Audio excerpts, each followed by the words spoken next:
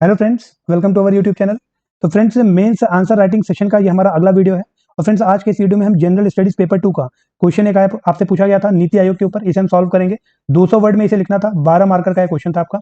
UPPSC mains 2022 में पहले पूछा जा चुका है। फ्रेंड्स, ये क्वेश्चन आपको यूपीएससी मेंस 2008 में भी देखने को मिलेगा। तो हम कह सकते हैं कि यूपीएससी मेंस 2008 से ये क्वेश्चन रिपीटेड था कहां पर, यूपीपीएससी मेंस 2022 में। Okay friends, so let's start. तो 200 वर्ड में इसका आंसर आपको लिखना है। जो आंसर का हमारा स्ट्रक्चर होगा वो एज यूजुअल हम अपने आंसर को 3 पार्ट में डिवाइड करेंगे।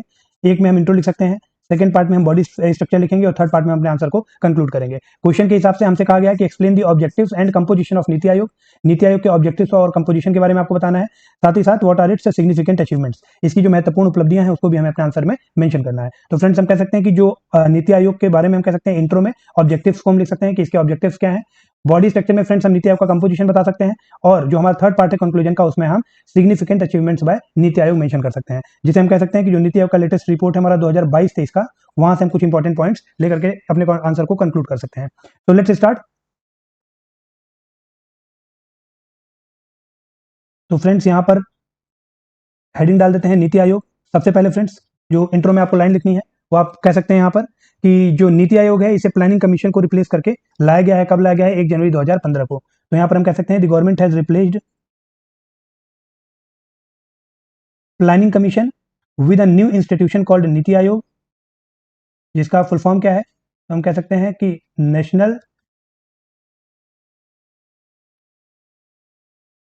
इंस्टीट्यूशन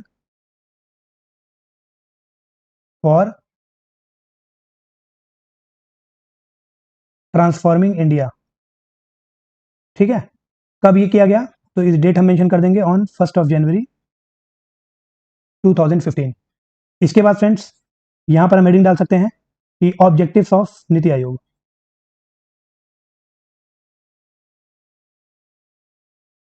ऑब्जेक्टिव्स में हम फ्रेंड्स पहला पॉइंट लिख सकते हैं कि it works in anticipation of and response to citizens needs. It works in anticipation of and response to citizens needs. अगला पॉइंट हम यहां पर मेंशन कर सकते हैं कि it aspires to fulfil the aspiration of the society as well as individual. Fulfil aspiration, it aspires to fulfill the aspirations of society as well as individual। ठीक है, यहां पर फ्रेंड्स हम तीसरा पॉइंट मेंशन कर सकते हैं कि it works for the empowerment of women in all aspects. इट वर्क्स फॉर द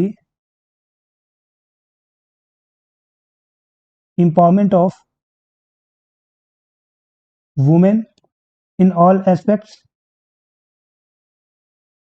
एंड यहीं पे आगे हम कंटिन्यू कर सकते हैं to provide and to provide equal opportunity, equal और equality of opportunity to the youth of the country,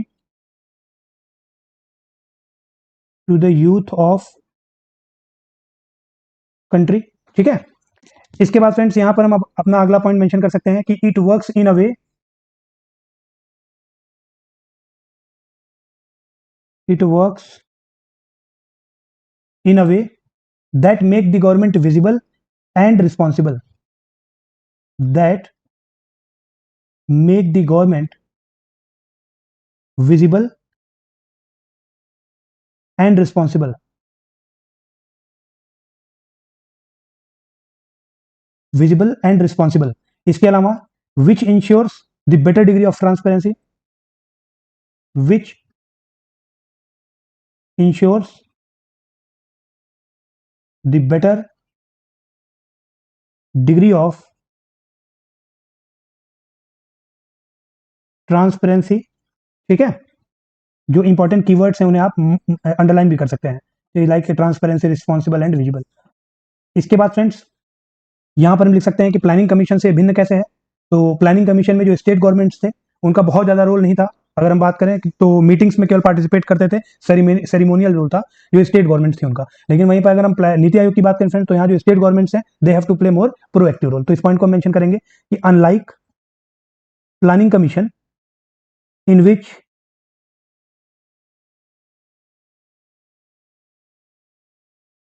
state governments did not have to play much role apart from taking part in meetings, while Niti Ayog, while we can say that in Niti Ayog state governments have to play more proactive role. यहां पर हम इसे underline कर सकते हैं, ठीक है। अगला आखिरी में हम लिख सकते हैं कि द इंस्टीट्यूशन और NITI Aayog to give life to all these aspirations. यहां पर हम लिख सकते हैं कि the institution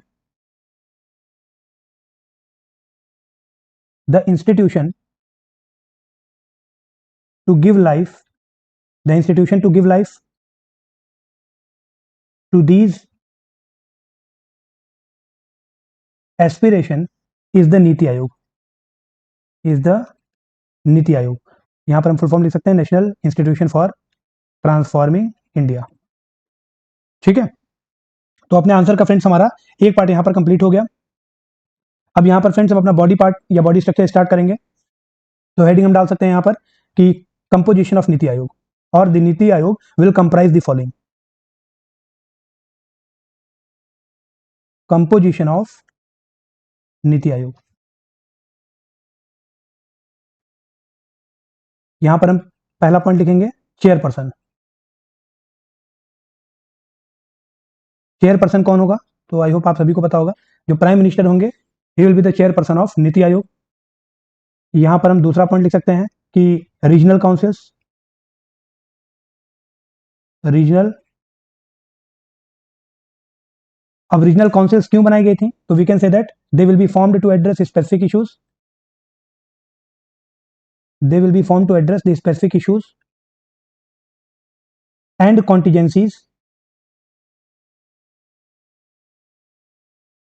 and contingencies impacting more than one state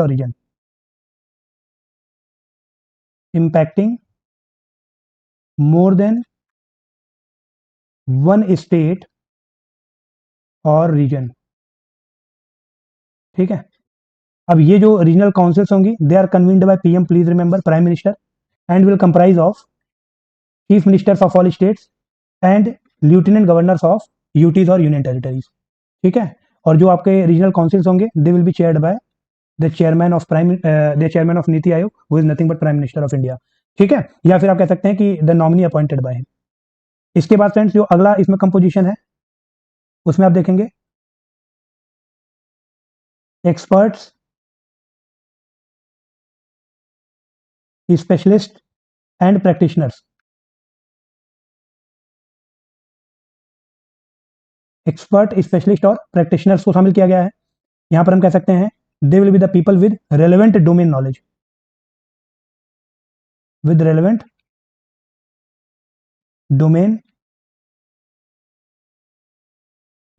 domain knowledge as special invitees nominated by prime minister, they will be nominated by prime minister as special invitees, ठीक है।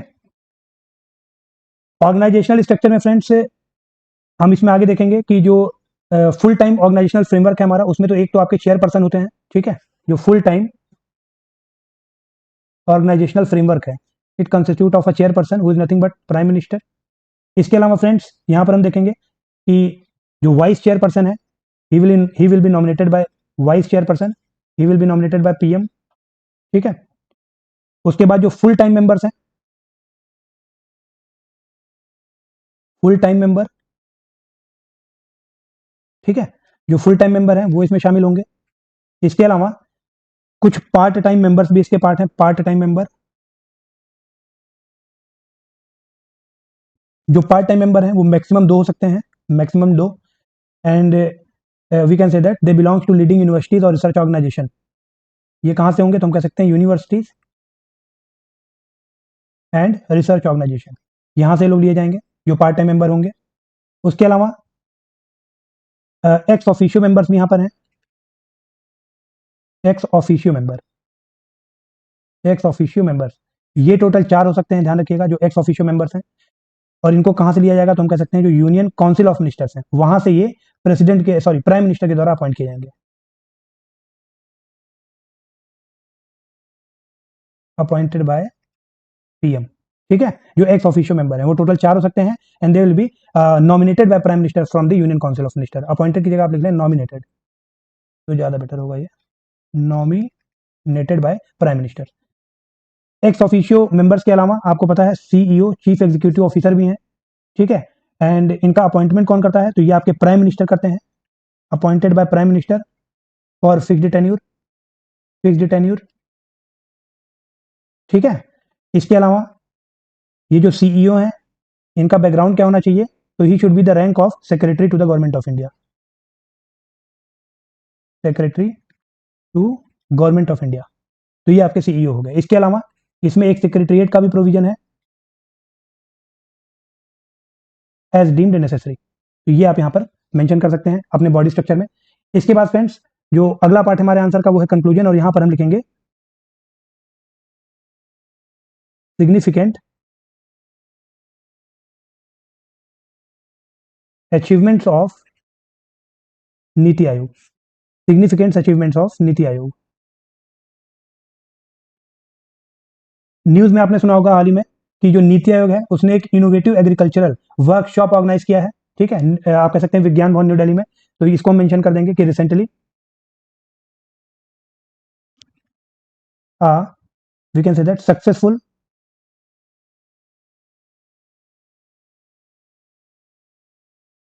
National level workshop on innovative agriculture was organized by NITI Aayog. ठीक है, यहां पर हम mention कर सकते हैं इन विच, कहां पर ऑर्गेनाइज हुआ ये भी आप लिख सकते हैं, इन विज्ञान भवन न्यू दिल्ली। इसके अलावा यहां पर हम लिख सकते हैं कि इन विच मोर देन 1250 मेंबर्स और participants from central ministries, state governments, इसके अलावा industry, farmer, academic and research institutions, NGOs, तो इन सभी ने पार्टिसिपेट किया था। ठीक है, more than 1250 participants from central ministry, state government, industry, farmer, academic and research institution, NGOs, international organisations join the workshop. इसको आप यहाँ पर मेंशन कर सकते हैं। इसके अलावा जो अगला हम यहाँ पर कंट्रीब्यूशन लिखेंगे अचीवमेंट, उसमें मेंशन कर सकते हैं कि recently a virtual fintech summit, recently a virtual fintech summit, जिसे आपका क्या बोला गया, fintech open, fintech open, it was organised by NITI Aayog. इसके अलावा हाल ही में नीति आयोग ने यूनाइटेड नेशंस की संस्था है FAO, food and agricultural organisation, तो नीति आयोग ने एफएओ के साथ मिल करके एक प्रोग्राम भी इंडिया में चलाया, जिसको आप लिख सकते हैं monitoring and analysing food and agricultural policies programme, short में इसको बोला गया माफअप या MAFAP। ठीक है, monitoring and analysing food and agricultural policies in India programme. तो ये प्रोग्राम चलाया गया फूड एंड एग्रीकल्चर ऑर्गेनाइजेशन और नीति आयोग के द्वारा, तो इसे हम यहाँ पर मेंशन कर सकते हैं। यहाँ पर एक पॉइंट हम और लिख सकते हैं कि जो नीति आयोग है, it's governing council promoted zero budget natural farming, natural farming. ठीक है, उसके बाद फ्रेंड्स लास्ट में हम कह सकते हैं कि अपने आंसर में हम कुछ अपने आंसर को कंक्लूड करेंगे, तो हम कह सकते हैं कि the change the needs of our country in terms of governance structure points to the need to set up an institution that would act as a think tank of the government. ठीक है, तो इसको mention कर देंगे कि जो change the needs हैं, change the needs of our country, change needs of our country in terms of governance structure point to the need to set up an institution that would act as a think tank, think tank of our country, think tank of government. ठीक है, उसके बाद friends यहां पर हम आखिरी line लिख सकते हैं कि the institution has to able, the institution, और यहां पर हम लिख सकते हैं नीति Aayog, NITI Aayog has to be able, has to be able to respond, has to be able to respond to the changing and more integrated world.